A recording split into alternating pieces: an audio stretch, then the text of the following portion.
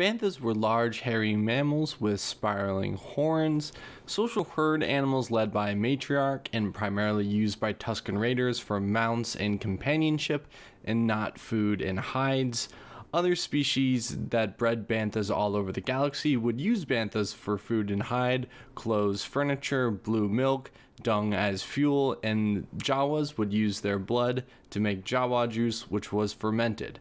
They stood about 2 meters tall and 2.5 meters long, weighing about 4,000 kilograms, so very large beasts. They had very shaggy fur, and both sexes had horns that grew a knob each year, making it very easy to tell the age of a bantha.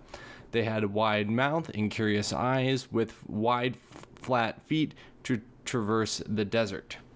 They would form strong bonds with their handlers, even mystical bonds with Tusken raiders, some say, but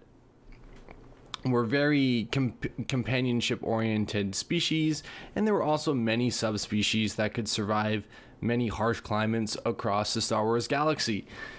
including the Dune Bantha, which was a smaller, more slender bantha, adept for hotter climates on Tatooine, a Dwarf Bantha, which lived in canyons and cliffs on Tatooine and more like a mountain goat, a Kashyyk Bantha, which was much larger with shorter fur and had 3 straight horns and were good as war mounts for Wookiees, and even a Swamp Bantha, which was less furry and ate aplenty. So banthas had many subspecies native to whatever planet they were bred on, and I think they originated from Tatooine, but as people traded all over Tatooine, banthas would be seen as valuable beasts that could be used all across the galaxy, and thus that's why you see so many subspecies and banthas all across the galaxy. Banthas are honestly pretty cool. You know, they're a big sheep-like or big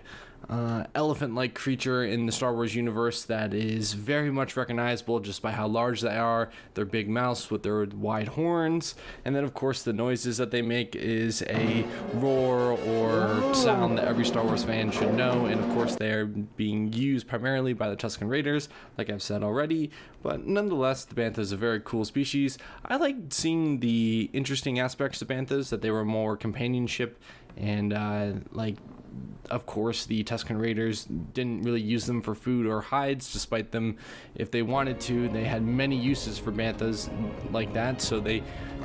preserved banthas, kind of thinking of them as like the cow or a ox-like species for Star Wars, more useful as being a tool or an extension for a task as opposed to for food or trades and goods.